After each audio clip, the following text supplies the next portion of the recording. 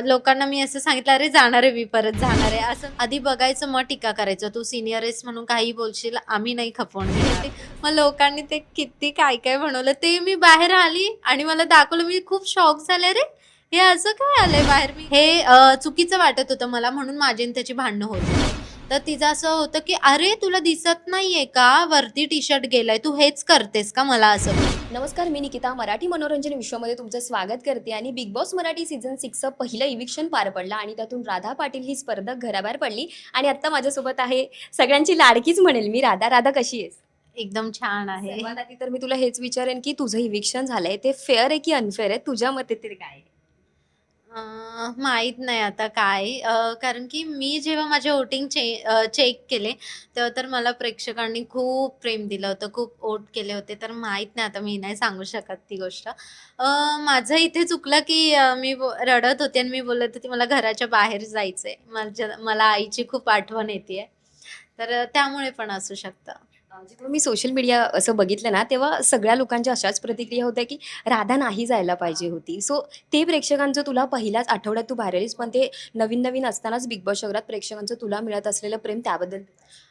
खूप कमेंट्स आले मला, खूप कॉल आले मॅनेजरला, की असं नाही झालं पाहिजे होतं, हे का झालंय असं तसं. मग मॅनेजरने असे 2-3 जणांचेच कॉल उचलले आणि ते खूप बोलत होते, की असं काय झालं, त्या का बाहेर आला? का त्यांना काही तिथे प्रॉब्लेम होत होते का? असं तसं खूप खूप काय झालं. मला माहिती पण नव्हतं, की एवढं काय होईल मी बाहेर आल्यानंतर. कमेंट्स आले, की असं काय झालं, की बाहेर आले ते असं तसं. मग लोकांना मी असं सांगितलं, "अरे जाणार आहे मी, परत जाणार आहे." असं मी सांगितलं आणि घरी पण माझ्या आईकडे माझ्या फॅमिलीवाले येऊन, की "असं काय झालं? ती का बाहेर आली? तिला काही प्रॉब्लेम्स आहेत का? किंवा काय होतंय का?" असं तसं.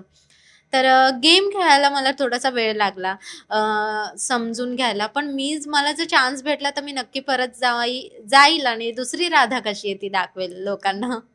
आता इतके सगळे घरात म्हटल्यावर थोडेफार कोणत्या ना कोणत्या गोष्टीवरून खटके उडणारच. आता दीपाली ताईंचा आणि तुझा सुद्धा त्या लावणीचा मुद्दा प्रचंड, म्हणजे बाहेर सुद्धा तो मुद्दा तितकाच गाजला होता. त्यावर तू रिॲक्ट सुद्धा झालीस तिथल्या तिथे. त्यानंतर तू बाहेर येताना सुद्धा स्टेटमेंट केलंस, की आता लावणी व्यवस्थित करू. पण प्रश्न हाच आहे, की काय वेगळं पण पाहायला मिळणार आहे? मी माझा शो जसा आहे तसाच असणार आहे. पण फक्त थोडंफार सुधरवेल मी त्याच्यामध्ये काहीतरी लोकांना आवडेल असं सुधरवेल आणि लोकांना माझा शो आवडतोय म्हणून आज मी इथे आहे. आणि ती बोलत होती लावणीचं, तर मी तिला आणि आधीच्या पण पॉडकास्टमध्ये मी सांगितलं होतं, की माझ्या पूर्ण शोमध्ये मी एकच लावणी करते. त्यामध्ये मी माझी अदा काय असेल ते मी दाखवते. परत तुम्ही जर डोळ्यांनी नसेल बघितलं तर नका टीका करू ना आधीच. आणि जेव्हा मला बिग बॉसने एक चान्स दिला लावणी करायचा, तेव्हा मी तिथे केली. तेव्हा ती स्वतः माझ्याकडे येऊन बोलली, की "तू खूप छान डान्स केला." आणि दुसऱ्या दिवशी ती स्वतः गात होती आणि मी स्वतः डान्स करत होती. हा पण व्हिडिओ बाहेर आल्यानंतर मी तिला सांगितलं पण, की "आधी बघायचं मग टीका करायचं. तू सीनियर आहेस म्हणून काहीही बोलशील, आम्ही नाही खपवून घेणार ते." असं. आणि तमाम जनतेला पडलेला प्रश्न होता. म्हणजे YouTubeला किंवा असं सर्च केलं ना, की Radha Patil boyfriend name, literally लोकं असं सर्च करतायत. तर प्रेक्षकांना जाणून घ्यायला आवडेल, की कोण आहे तो राधाचा हिरो? सगळ्या मुलांचे दिल तुटलेत अक्षरशः. नाही, मी त्यांना हेच सांगते, की पॉडकास्टमध्ये मी सांगितलं होतं, की मी सिंगल आहे आणि मी माझं म्हणजे अनुश्रीचं खरं तर ती सांगत होती आणि त्यामध्ये मला असं खूप भरून आलं आणि त्यानंतर मी सांगायला लागली, की "अरे, माझा पण असा-असा एक बॉयफ्रेंड होता. तो पण कधी जेवत नव्हता. मी त्याला चारत होती." हे ते. मग लोकांनी ते किती काय-काय बनवलं. ते मी बाहेर आली आणि मला दाखवलं. मी खूप शॉक झाले. "अरे, हे असं काय आलंय बाहेर? मी काहीतरी वेगळं सांगत होती, इथं खूप वेगळंच झालंय आणि लोकांनी रील्स त्याच्यावरून खूप वेगळ्या बनवल्यात." पण इतके 100 कॅमेरे असतात आपल्यासमोर खरं तर. आणि कधी-कधी आपण कोणती गोष्ट बोलतो आणि ते आपण खरं तर विसरून जातो पटकन, की इतके कॅमेऱ्यांची नजर आहे आपल्याकडे. मला ना प्रभूच्या खेळाबद्दल काय ऐकायला आवडेल मला. कारण म्हणजे तुझ्या मते तो सिम्पती कार्ड घेऊन खेळतो, की तो रिअल आहे? तुझ्या मते काय सांगशील नाही, तो रिअल? सिम्पती कार्ड खेळतो, कारण की तो नेहमी कॅमेऱ्यासमोर जाऊन बोलणार असं-तसं आणि जेव्हा राशनचं टाईम येणार, तेव्हा तो बोलणार, "अरे, इथं काय खायला पण नाही भेटत. माझ्या घरी मी रोज मटण वगैरे खातो." मग माझं असं म्हणणं होतं, की "तू गरीब आहेस, तर तू जे दाखवतोस लोकांना, मग तू का असं लोकांना दाखवतो, की मी असं-तसं आणि इथे तू चहा, साखर याच्यावरून भांडतोयस?" हे चुकीचं वाटत होतं मला, म्हणून माझी आणि त्याची भांडणं होत होती. सारखीच. आणि याच्या आधी पण म्हणजे तन्वी सोबत भांडण म्हणजे तन्वी सागरदादाला म्हणजे उद्धटपणा असंच बोलू शकतो आपण, कारण ती तसं बोलली. त्यानंतर अनुश्री आणि राकेश दादा यांच्यामध्ये सुद्धा भांडण झालं. पण प्रत्येक वेळी तुझी बाजू अशीच दिसत होती, की ती म्हणजे तुझी बोलण्याची अशी पद्धत होती, की ती जरा मंद आहे का? की ती अशी का बोलते? सो राधा अशीच आहे म्हणजे राधा घरामध्ये थोडीफार अशी फेक होती की रिअल होती? म्हणजे काय होती राधा? नाही, मी फेक नाही वागली, कारण की मला माझ्या आईने सांगितलं होतं, "जशी आहेस तशीच राहा तिथे." म्हणजे असं असतं ना आपलं, की आपली मैत्रीण भांडते, चला आपण पण भांडू. तर आईने पहिलेच सांगितलेलं, "भांडणं-बिंडणं फुकटची काही करू नकोस. जिथे तुला वाटेल ना, इथे तुझ्याबद्दल चुकीचं बोलतायत, तिथेच तू स्टँड घे आणि तिथेच तू भांड." आणि मी तेच केलंय. मी कोणाच्या मुद्द्यात कुठंच कोणाला दिसली नसणार आहे. जिथे माझा गेम आहे, माझी भांडणं आहेत, तिथेच मी तुम्हाला दिसली असणार. आणि मला दुसऱ्यांच्या भांडणामध्ये बोलायला आवडत नव्हतं आणि मी हेच सांगत होती दुसऱ्यांना पण, अनुश्री ह्या लोकांना, की बिग बॉस म्हणजे भांडणं-भांडणं नाही आहेत. डोक्याने गेम खेळायचा असतो. फक्त हेच मी त्यांना पण सांगत होते आणि जशी मी आहे तशीच मी दिसली आहे लोकांना.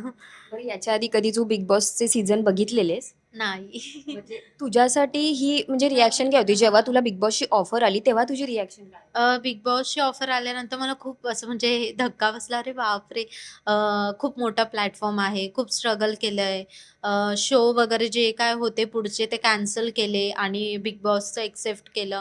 ॲग्रीमेंट वगैरे झालं आणि नंतरून मला असं वाटलं की ठीक आहे, घर असतं तसं घर आहे. पण आतमध्ये जेव्हा व्यक्ती जो जातो त्यांनाच माहिती असतं हे बिग बॉसचं घर कसं आहे आणि काय आहे. खूप काय खेळावं लागतं तिथे. खूप सारे त्यांचे आदेश असतात, की जे की कळत पण नाही लवकर. असं मला पण तसंच झालं होतं, की लवकर क्लिक नाही झालं, कळालं नाही. अजून थोडे दिवस असते तर नक्की खेळून दाखवलं असतं मी.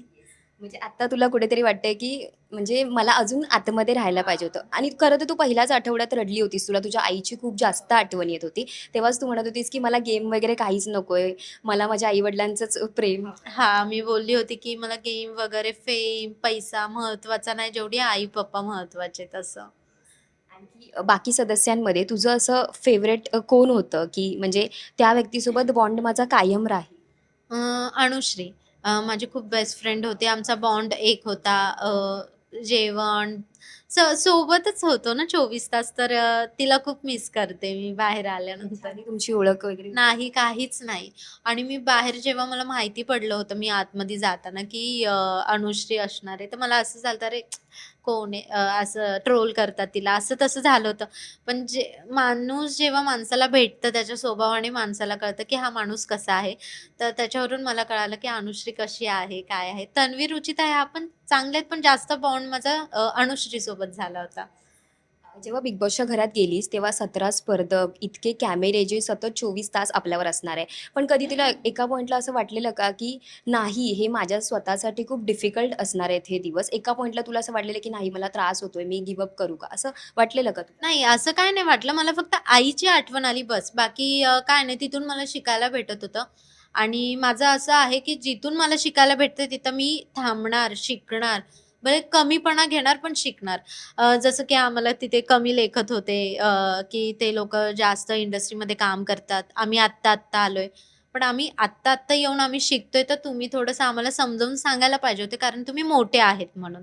असं मला वाटत होतं, पण असं काहीच नाही झालं. ते त्यांचं एक स्टँड होतं, की आम्ही इंडस्ट्रीमध्ये काम केलं, सीनियर असं. म्हणून लास्टपर्यंत मी बाहेर येताना त्यांना बोलत होते, "तुम्ही सीनियर आहेत, तुम्ही सीनियर आहेत." पण त्यांना कळलंच नाही मी टोन देते त्यांना. बरं, इथे ना म्हणजे इंडिव्हिज्युअल खेळायचं, इंडिव्हिज्युअल जो खेळतो तोच शेवटपर्यंत टिकतो. पण तुमची एक टोळी तयार झालेली आणि मध्ये-मध्ये त्या टोळीमध्ये भांडणं सुद्धा तितकीच होतात, पण ती टोळी पुन्हा एकत्र येते. पण तुला असं वाटतं का, की जर मी टोळीत नसती, तर माझा गेम वेगळा दिसला असता किंवा काय? आणि आता सतत अशी चर्चा होते, की विशाल हा या मुलींच्या खांद्यावर बंदूक ठेवून नेहमी खेळ खेळत असतो. नाही, विशाल तसा नाहीये. विशाल पहिला गेम खेळून आला आहे, हिंदी बिग बॉस खेळून आलाय. तर आमचं असं होतं, की "विशाल तू सांग ना, आम्हाला कळत नाहीये, काय नाही." आम्ही सारखं फोर्स करत होतो, "विशाल सांग, विशाल सांग." तर विशाल सांगत होता, की "असं नाही, तसं आहे, हे ते." असं तसं सांगत होता म्हणून लोकांना असं वाटत असेल. अ, त्यामुळे बोलत असतील, की विशाल बंदूक ठेवून खेळतोय, असं नाहीये पण.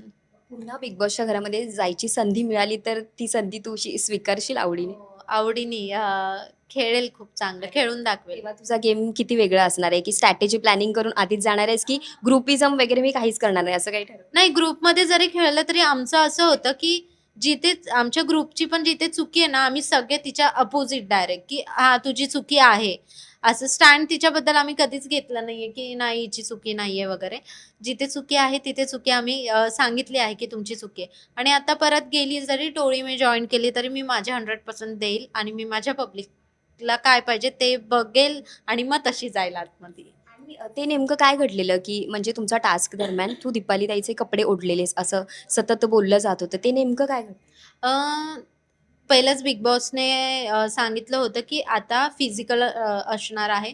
सो तुम्ही तसे कपडे घाला. तर तिने जर तसे घातले आहेत, तर ते ओढणार वगैरे गेममध्ये तर तुझा टी-शर्ट वरती जाऊ शकतो. तर तिचं असं होतं, की "अरे, तुला दिसत नाहीये का? वरती टी-शर्ट गेलाय. तू हेच करतेस का?" मला असं बोलली. तर मी म्हटलं, "मी हेच करत नाही. तू जरा डोळ्यांनी बघ मी काय करते आणि काय नाही. मग तू जर तुला सांगितलं होतं बिग बॉसने आधीच, तर तू तसे कपडे घालायचे ना. शायनिंग मारायला तू असे कपडे नाही घालायला पाहिजे होते." असं मग तेव्हा मला खूप राग आला होता तिचा. म्हणून तिला मी खेचलं होतं. आता दीपाली ताईंबद्दलचं तुझं मत काय आहे? माझं मत हेच आहे, की ती जशी घरामध्ये दिसतीये ना, तशीच ती बाहेर दिसते, की इथं एक बोलतीये, तिथे एक बोलतीये. अ, आम्हाला आमची बाजू कधी घेणार? जेव्हा जेवण वगैरे बनवायचं असेल, की "राधा आज काय बनवलंय? माझ्यासाठी काय बनवणार आहे?" हे ते तिथे.